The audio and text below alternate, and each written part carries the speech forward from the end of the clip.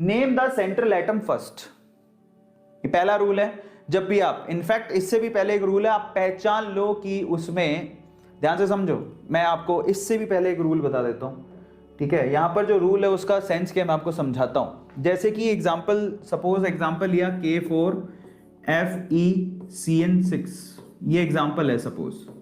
तो आप पहले पहचान लो ये है, इसमें जरा देखो, ये आपकी कोऑर्डिनेशन एंटिटी ये है। सो दिस इज आपकी कोऑर्डिनेशन स्फीयर, इसको कोऑर्डिनेशन स्फीयर कहते हैं, ठीक है। अब आप देखो ये पोटेशियम है, इसका मतलब ये कैटायन हो गया, तो ये पूरी एंटिटी एनायन हो गई।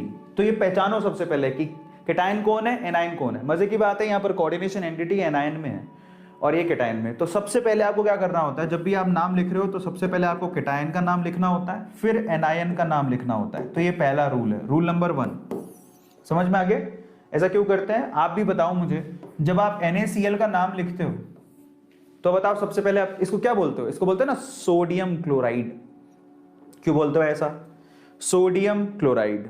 आप सबसे पहले किसको बोल रहे हो? आप सबसे पहले पॉजिटिव यानी कैटायनिक पार्ट को बोल रहे हो, सही है। फिर क्लोराइड करते हो ना आप लोग। उसका नाम क्या है बताओ? NaCl का नाम क्या है? Sodium chloride. तो सबसे पहले आप कैटायन को लिखोगे, फिर आप एनायन को लिखोगे, बचपन से पढ़ते आ रहे हैं। तो सबसे पहला तो ये हो गया। अब कैटायन कौन है? पोटेशियम, तो लिख दो पोटेशियम। उसके बाद एनायन को लिखने के लिए सबसे पहले आप सेंट्रल मेटल एटम, ये गलती हो गई। अब यहां पर जो रूल्स जो दिए हैं उसको ढंग से, हाँ, इज दिस क्लियर? सबसे पहले आप पहचान लो कि सेंट्रल मेटल एटम कौन है। तो ये सेंट्रल मेटल एटम है और ये कौन है? लिगेंड। ये तो पता होना चाहिए। अब नाम कैसे लिखोगे? इन दैट केस क्या करना होता है, ये इसका नाम लिखने जाओगे तो सबसे पहले इसको कैटायन को लिखा पोटेशियम, लिख दिया तुम लोगों ने पोटेशियम। उसके बाद आओ तुम इसका नाम लिखोगे। इस एंटिटी में जब तुम आओगे तो सबसे पहले लिगेंड को लिखोगे, पहले लिगेंड की संख्या लिखोगे। तो ध्यान रखना, अगला रूल क्या है, कोऑर्डिनेशन एंटिटी में आते ही first you have to write down the legend and the number of legend. तो क्या लिखोगे? हेक्सा। उसके बाद क्या लिखोगे? साइनो। ठीक है, लिख दिया। हेक्सा मतलब 6, साइनो मतलब ये आपके पास लिगेंड है, ठीक है। 6 आपके पास क्या हो गए हैं? 6 साइनो है, मतलब Cn माइनस है। फिर उसके बाद आप लिखोगे मेटल को।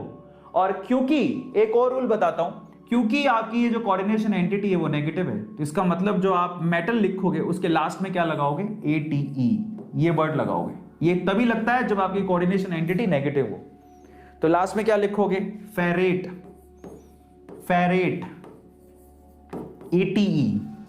फिर उसके बाद जब खत्म करोगे तो ये जो फेरेट आपने लिखा है उसकी आप क्या लगाओगे? यहां पर आप उसकी ऑक्सीडेशन स्टेट भी लिखोगे।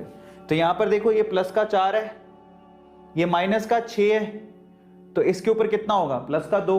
तो रोमन नंबर में यहां पर क्या लिखोगे? सेकंड। तो ये इसका नाम है, पोटेशियम हेक्सासाइनोफेरेट सेकंड, इस तरह से लिखा जाता है। ध्यान रखोगे। अब कुछ रूल्स हैं, मतलब मैंने आपको मोटा मोटा बता दिया क्या करना होता है, ठीक है। और ये आपको आ गया तो फिर इजी हो जाएगा आपके लिए। तो इन्हीं रूल्स को आपको फॉलो करना है। तो एक एक रूल आप देख लो। सबसे पहले name the central atom first. Central atom को, अभी सेंट्रल एटम पता नहीं क्या, अभी रूल्स हैं पता नहीं आपके बुक में लिखे होंगे तो उसने छाप दिए, बट जो भी है सेंट्रल एटम का नाम पहले लिखा जाता है। लिगेंड प्रीफिक्स अल्फाबेटिकली ऑर्डर में लिखे जाते हैं। लिगेंड जब आप लिख रहे होते हो तो आपको क्या करना होता है, मतलब ये सेंट्रल एटम किसको काउंट करके चल रहा है? राम भरोसे है, इसको छोड़ दो, मैंने तुम्हें बता दिया क्या करना होता है, बट आप एक बार रूल्स देख लेते हैं।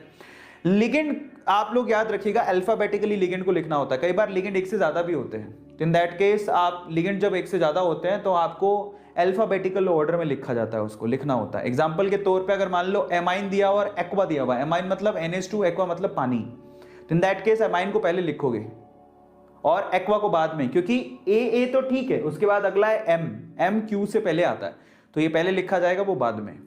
समझ में आ गया? उसके बाद आप अगर एनायनिक लिगेंड है, ठीक है, तो उसको कैसे खत्म करोगे? O से। जैसे कि मान लो क्लोरीन है तो क्लोरीडो या क्लोरो, ब्रोमीडो या ब्रोमो, ऐसे करके खत्म करोगे। ये तीसरा रूल है, तो आपको पता ही है। बाई ट्राई टेट्रा यूज करते हो आप मल्टीपल लिगेंड के लिए। समझ में आ गया? Same kind of multiple ligand. मान लो आपके पास अभी क्या दिया हुआ था? 6 Cn माइनस लगे हुए, तो आपने लगाया हेक्सा। ध्यान में रखोगे। इसी तरह से आप by try tetra penta hexa use करते हो लिगेंड की संख्या को बताने के लिए, सेम लिगेंड की संख्या को बताने के लिए। उसके बाद देखो, oxidation number is written in the bracket in roman number. जैसे मैंने लिख के बताया था, रोमन नंबर में लास्ट में मेटल का लिखा जाता है क्या? Yes, oxidation number. तो मुझे ये जो लाइन लिखी है वो फर्जी लाइन है, इसको आप हटा देना, ये फर्जी लाइन है, ठीक है। सेंट्रल एटम ये ऐसा कुछ नहीं होता, बाकी सारे रूल्स तो आपको पता ही हैं। तो ये फर्जी लाइन है, मेटल को हमेशा पहले नहीं लिखा जाता, name the central atom first, ये नहीं लिखा जाता, ये फर्जी लाइन है। उसके अलावा जितने भी रूल्स हैं सब सही हैं, कभी कभार गलती हो जाती है, मैंने क्रॉस चेक नहीं किया। अब देखो छठा, अब एक और बात, अगर आपका कॉम्प्लेक्स एनायनिक है तो आप क्या करोगे, मेटल के नाम को किससे खत्म करोगे, ATE से, मैंने आपको बताया था। अदरवाइज आप सीधे लिख देना, समझ में आ गया।